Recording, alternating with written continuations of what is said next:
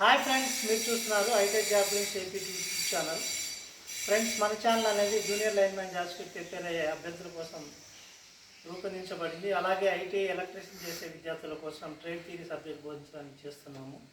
So రోజులాగే వచ్చేసాను ఒక సరికొత్త కాన్సెప్ట్తో. సో ఈరోజు మనం చెప్పుకోబోయే చాప్టర్ అనేది సెల్స్ అండ్ బ్యాటరీస్. సో ఘటాలు అంటారు తెలుగులో అయితే ఘటాలు. సో ఘటాలు అంటాము తెలుగులో. So cells and batteries.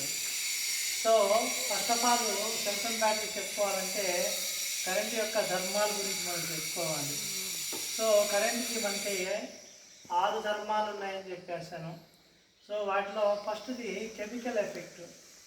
So chemical effect అంటే ఏంటంటే ఏదైనా ఒక ద్రావణం ఉందా, ఏదేని ఒక ద్రావణం ఉందా లేదా ఒక ద్రవం లేదా ఒక ద్రావణం గుండా కరెంటు పాస్ అయినట్లయితే, కరెంట్ పాస్ అయితే ఆ ద్రావణం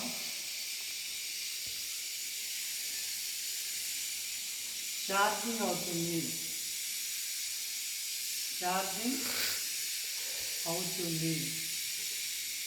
ఇక్కడ charging in the sense chemical changes అనమాట.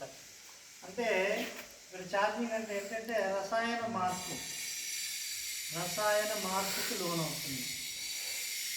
దీన్ని మనం ఛార్జింగ్ అని చెప్పి ఇంగ్లీష్లో చెప్తూ ఉంటాము. సో సెల్స్ అండ్ బ్యాటరీస్లో మనం తెలుగులో సెల్ని ఘటము అంటాము, సో ఘటాలు అంటాము. సో దీని గురించి చెప్పడానికి ముందు మనం ధర్మాల గురించి చెప్పుకోవచ్చు. So chemical effect. So current యొక్క 6 ధర్మాల్లో కెమికల్ ఎఫెక్ట్ అనేది ఫస్ట్ది. ఈ కెమికల్ ఎఫెక్ట్ అనేది ఏం చెప్తుందా అంటే ఏదైనా ఒక ద్రావణం ఉందా కరెంట్ అనేది పాస్ అయితే ఆ ద్రావణం ఛార్జింగ్ అవుతుంది.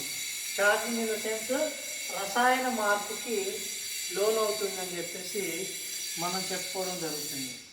సో దీన్ని మనం effect of electrical energy, chemical effect of electrical energy అంటారు. There are some liquids in which passes of current accomplished by chemical changes. So మనకి అన్ని ద్రావణాలు కాదు, కొన్ని ద్రావణాలు మాత్రమే.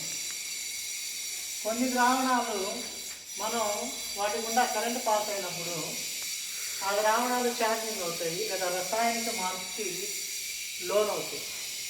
కొన్ని ద్రావణాలు ఎలాంటి అంటే ammonium chloride, dilute distilled water, dilute sulphuric acid, ఇలాంటివి అన్నమాట. అలాంటి రసాయనాలు అనేవి కెమికల్ చేంజెస్కి గురవుతాయి. This effect is known as chemical effect of current. ఈ ఎఫెక్ట్ని మనం కెమికల్ ఎఫెక్ట్ అంటాము, లేదంటే రసాయన ధర్మము అంటాము. ఏమంటాము? రసాయన ధర్మము. కరెంట్ యొక్క రసాయన ధర్మం అంటే ఏంటి? కొన్ని ద్రవాల గుండా అది పాస్ అయినప్పుడు ఆ ద్రవాలు అనేవి రసాయన మార్పుకి లోన్ అవుతాయి. అంటే దాని కలర్ మారడం కానీ, దాని యొక్క ఛార్జింగ్ కెపాసిటీ మారడం కానీ, పొటెన్షియల్ డిఫరెన్స్ మారడం కానీ జరుగుతూ ఉంటుంది. So the application of chemical effect of electric current may be observed by daily life. Example, nickel, copper plating and metallic articles. Production of EMI by cells. If 2 fluids taken by the positive and negative terminals of a battery are immersed in the salted water, the production of bubbles can be seen. So ఇది రసాయన ధర్మం గురించి మనం తెలుసుకోవాలంటే suppose మీరు ఒక glass water తీసుకొని ఈ గ్లాస్ వాటర్లో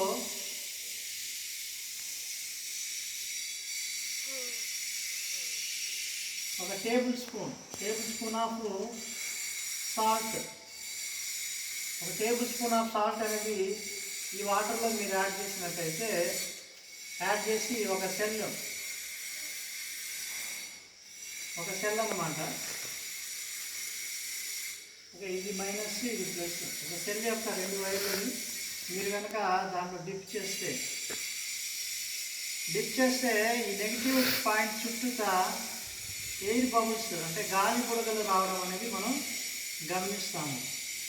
దీన్ని కెమికల్ ఎఫెక్ట్ ఆఫ్ కరెంట్ అని చెప్పేసి మనం చెప్పుకోవచ్చు, అంటే రసాయనిక చర్య అని మనం చెప్పుకోవచ్చు ఫ్రెండ్స్. అలాగే మనం రోజు డే టు డే లైఫ్లో చూస్తుంటాము మొబైల్ ఛార్జింగ్ చేస్తాం కదా. మన సెల్ ఫోన్ అనేది ఛార్జింగ్ అయిపోయినప్పుడు ఏం చేస్తాం మనం?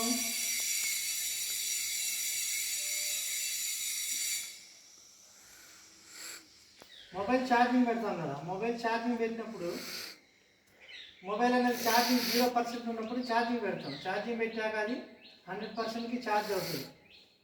ఓకే, ఇది కూడా మన కెమికల్ ఎఫెక్ట్ ఆఫ్ కరెంటే. ఓకే, ఎందుకంటే దాంట్లో సెల్ ఫోన్లో ఉండేది ఏంటి?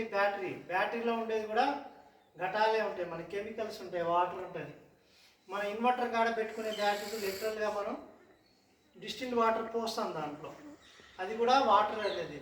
సో ఈ విధంగా మనం కెమికల్ ఎఫెక్ట్ అనేది చూసుకోవచ్చు. దీంట్లో మనం ప్రధానంగా చెప్పుకునేది ఎలక్ట్రోలైసిస్. కొద్దిగా కష్టమైన పదాలు వస్తాయి, చాలా ఇంపార్టెంట్ చాప్టరు. బిట్స్ అయితే పక్కా వస్తాయి అన్నమాట.